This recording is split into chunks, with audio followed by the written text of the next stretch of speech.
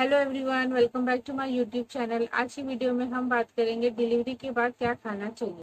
मेरी डिलीवरी 2 महीने पहले हुई थी और डॉक्टर ने मुझे जो जो सजेस्ट किया था खाने के लिए वो मैं आपको बताऊंगी, जो बच्चे के लिए भी अच्छा है और आपके लिए भी अच्छा है। उससे पहले अगर आपने मेरे चैनल को सब्सक्राइब नहीं किया है तो सब्सक्राइब करें। पहले तो मैं आपको बता दूं, डिलीवरी के बाद में हमारा डाइजेस्टिव सिस्टम बहुत ज़्यादा वीक हो जाता है। इसलिए डॉक्टर्स हमें सजेस्ट करते हैं कि हमें छोटा छोटा मील लेना चाहिए, एक साथ में ज़्यादा नहीं खाना चाहिए। उससे हमें गैस की प्रॉब्लम हो सकती है और फीडिंग में भी हमें फिर प्रॉब्लम होगा। इसके लिए छोटे छोटे मील हर थोड़ी थोड़ी देर पे लेना चाहिए, हर 2-3 घंटे में खाना चाहिए। और हमें पानी का इंटेक भी अच्छा रखना चाहिए। हम पानी पानी के साथ में हम नारियल पानी, जूस, घर में निकाला हुआ जूस ले सकते हैं। और हमें ज्यादा शुगर वाले ड्रिंक्स को अवॉइड करना है इस टाइम पे। डिलीवरी के बाद में हमारी बॉडी में कैल्शियम आयरन की बहुत ज्यादा कमी हो जाती है। इसलिए डॉक्टर हमें कैल्शियम और आयरन के टैबलेट्स देते हैं जो हमें रेगुलरली खाना चाहिए। कैल्शियम के लिए हमें रोज 2 से 3 ग्लास दूध पीना चाहिए। हम पनीर, चीज, बटर मिल्क ये सारी चीजें भी ले सकते हैं। उससे हमें कॉन्स्टिपेशन की प्रॉब्लम भी नहीं होगी। हमें रोज एक बाउल दही खाना चाहिए डिलीवरी के बाद। सबसे बड़ी प्रॉब्लम जो डिलीवरी के बाद होती है वो है कॉन्स्टिपेशन। डिलीवरी के बाद में हमें बच्चे को बैठ के काफी देर तक फीड देना होता है। खाना खाते ही जाकर फीड देना होता है, कभी कभार बच्चा जब डिमांड करता है तो इसलिए हम ज्यादा ना वॉक कर पाते हैं और ना ही कहीं जा आ पाते हैं। इसलिए हमें कॉन्स्टिपेशन की प्रॉब्लम हो जाती है। तो डॉक्टर्स का मानना ये है कि अगर हम ज्यादा से ज्यादा पानी पियेंगे तो हमें कॉन्स्टिपेशन की प्रॉब्लम नहीं होगी। अब आप कहेंगे, पुराने जमाने में हमें ये कहा जाता था कि अगर हम ज्यादा पानी पियेंगे तो हमारा पेट बाहर आ जाएगा। दोस्तों, मैं आपको बता दूं, ऐसा बिल्कुल नहीं होता है। इनफैक्ट डॉक्टर्स ये कहते हैं कि हम जितना ज्यादा पानी पियेंगे उतना ज्यादा हमारा बॉडी क्लीन होगा। जितने भी टॉक्सिन्स हमारे बॉडी में होते हैं वो पानी की वजह से निकल जाते हैं। इसलिए डिलीवरी के बाद जितना हो सके उतना पानी पीजिए। मेरे डिलीवरी के बाद मेरे डॉक्टर ने भी मुझे यही सजेस्ट किया था कि जितना हो सके उतना ज्यादा आप पानी पीजिए। क्योंकि मेरी एक और डिलीवरी हो चुकी है आज से 4 साल पहले। उस टाइम पर मैंने वो सारी चीजें फॉलो की थी जो मुझे कहा गया था, जो मेरे घर वालों ने मुझे कहा था, जो हम काफी टाइम से फॉलो करते आ रहे हैं। दादी नानी ये टाइम से जो हम फॉलो करते आ रहे हैं वो मैंने भी मेरी फर्स्ट डिलीवरी में फॉलो किया था। सेकेंड डिलीवरी होने के बाद में जब डॉक्टर ने मुझे ये कहा कि आप पानी ज्यादा से ज्यादा पीजिए, तो मैंने डॉक्टर को ये पूछा कि क्या डॉक्टर पानी पीने से मेरा पेट बाहर नहीं आएगा। तो डॉक्टर ने कहा नहीं, जितना आप ज्यादा पानी पियेंगे उतना ज्यादा आपके बॉडी से जितनी भी गंदगी होगी वो सारी चीजें आप फ्लश आउट हो जाएंगी और आपका बॉडी क्लीन रहेगा। और इनफैक्ट पानी पीने से आपका पेट कम होगा, बाहर नहीं निकलेगा। डिलीवरी के बाद में हमें जितना हो सके उतना ग्रीन लीफी वेजिटेबल्स खाना चाहिए, वो हमारे बॉडी के लिए अच्छा होगा। डिलीवरी के बाद में हमारी बॉडी को हर तरह की न्यूट्रिशन की जरूरत होती है। इसलिए हमें कुछ भी नहीं अवॉइड करना है, हमें सारी वेजिटेबल्स खानी है, हमें फ्रूट्स खाना है हर तरह का। जो भी सीजनल फ्रूट हो सीजन के टाइम पे वो फ्रूट हमें जरूर खाना है।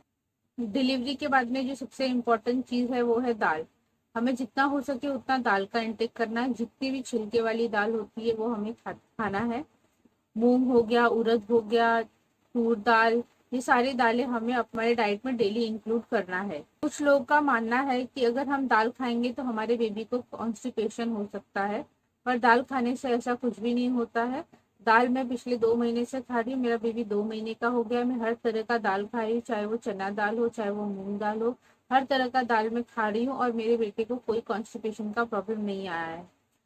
हमारा जो दाल होता है वो पूरा प्रॉपर कुक होना चाहिए। दाल जरा भी कच्चा नहीं होना चाहिए। उसमें आप चाहे तो हींग का तड़का लगा सकते हैं, हींग और जीरे से तड़का लगाएंगे तो दाल टेस्टी भी होगा और कॉन्स्टिपेशन का जो आपको प्रॉब्लम का डर है वो भी नहीं होगा। और हमारे कुछ भी खाने पीने से ऐसा बच्चे को ऐसे कॉन्स्टिपेशन नहीं होता है, अनलेस अगर हम कोई स्पाइसी फूड खा रहे हैं, तला हुआ फ्राइड हो, ऐसा कुछ खा रहे हैं तो वो बच्चे को जरूर नुकसान करेगा। हमें बेकरी प्रोडक्ट्स की अवॉइड करना है इस टाइम पर। जितना हम घर का खाएंगे उतना ज्यादा अच्छा होगा। बस यही है कि हमें थोड़ा ध्यान देना होगा कि हम क्या खा रहे हैं। इस टाइम पे अगर हम ज्यादा शक्कर कंज्यूम करेंगे तो वो भी हमारे लिए अच्छा नहीं है। तो जितना हो सके उतना शुगर शुगर भी अवॉइड करें, क्योंकि डिलीवरी के टाइम पे ऐसे ही हमारा वेट ज़्यादा हो जाता है, और हम अगर ये टाइम पे भी शुगर लेंगे तो वो हमें अनवांटेडली वो हमारा और फैट इंक्रीज करेगा। उससे ना बेबी को कोई फायदा है, ना हमारी बॉडी को कोई फायदा है। अब ये तो हम सब जानते हैं कि पहले हमें कहा जाता था कि डिलीवरी के बाद में जितना ज्यादा घी खाएंगे उतना ज्यादा अच्छा होता है, बच्चे के लिए भी अच्छा होता है, माँ के लिए भी अच्छा होता है। तो हमें भर भर के घी खिलाया जाता था। पर घी हम खा सकते हैं, एक लिमिटेड क्वांटिटी में अगर घी खाए तो अच्छा है। एक्स्ट्रा घी खाने की जरूरत नहीं है, उससे सिर्फ एक्स्ट्रा फैट अब हम एक्यूमुलेट करेंगे और कुछ नहीं होगा। इसलिए घी जितना हो सके उतना लिमिट में खाएं, ज्यादा घी ना खाएं। अगर आप वेजिटेरियन हो तो आप फ्लैक्सीड, राजमा, चिकपी, ये सारी चीजें खाइए। पीस खा सकते हैं। ये सारी चीजें दूध प्रोड्यूस करने के लिए काफी अच्छी हैं। अगर आप नॉन वेजिटेरियन है तो आप फिश, चिकन, एग, ये सारी चीजें खा सकते हैं। अब बात करते हैं आप क्या नहीं खा सकते हैं। ऐसा कुछ भी नहीं है कि आप नहीं खा सकते हैं। अगर आपको कोई चीज अवॉइड करनी है तो आप कॉफी, चाय, ये सारी चीजें कम लीजिए। आप प्रोसेस फूड बाहर का जो होता है वो कम खाइए। आप जो स्टोर करके रखते हैं फूड वो सब कम खाइए। बाहर की चीजें कम खाइए। आपको ऐसा कोई भी स्ट्रेस लेने की जरूरत नहीं है कि अरे अब मेरी डिलीवरी हो गई है, बेबी हो गया है, तो अब मुझे ये नहीं खाना है, मैं ये खा सकती हूँ, ये नहीं खा सकती हूँ, अगर मैं ये खाऊंगी तो मेरे बच्चे को कोई प्रॉब्लम हो जाएगा, कॉन्स्टिपेशन हो जाएगा या उल्टी या कुछ भी करेगा। ऐसा कुछ भी नहीं है। आप जो खाना चाहे आप वो खा सकते हैं। बस आपको थोड़ा बाहर का अवॉइड करना है, तेल, मसाला, मिर्च अवॉइड करना है। आप ये सारी चीजें खाकर देखिए, आप हर चीज खाइए, और फिर आप खुद ही डिफरेंस देखिए कि क्या जो हमारे पुराने टाइम में कहा जाता था वो सारी चीजें सही है या जो अब कहा जाता है वो सही है।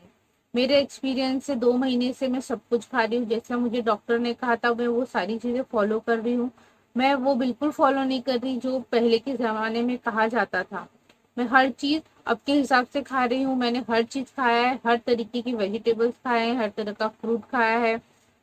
पहले कहा जाता था अगर हम बनाना खाएंगे, बनाना ठंडा होता है, अगर आप बनाना खाओगे तो बच्चे को सर्दी लग जाएगी। अगर आपको सर्दी है तो अगर बच्चा आपका दूध पी रहा है तो उस दूध के थ्रू बच्चे को सर्दी हो जाएगी। जी नहीं, दूध के थ्रू सर्दी नहीं होता है।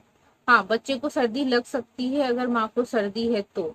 वो भी इस तरह से अगर हमने छींक छींक मारा तो बच्चे, अगर हमारे कपड़े पे लग गया और बच्चे को हम कभी ऐसे लेते वही फीड करता है बच्चा, तो उस हिसाब से बच्चे को सर्दी लग सकती है। हमारे कोई चीज ठंडा खाने से नहीं होता है सर्दी बच्चे को।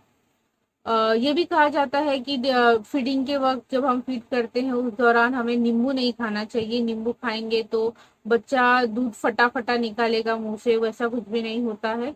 हमारे साथ में सबसे ज्यादा प्रॉब्लम क्या होता है कि हम सुबह उठकर कुछ नहीं खा पाते, क्योंकि हमें बेबी को भी देखना होता है, घर का काम भी देखना होता है, और इस वजह से हमारा खाना पीना लेट हो जाता है।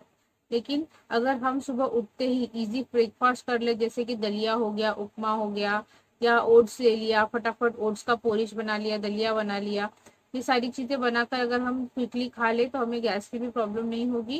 और हमें ड्राई फ्रूट्स का भी कंजप्शन करना चाहिए। ड्राई फ्रूट भी बहुत अच्छे होते हैं डिलीवरी के बाद में। आप हर चीज खाइए, आप एंजॉय करिए।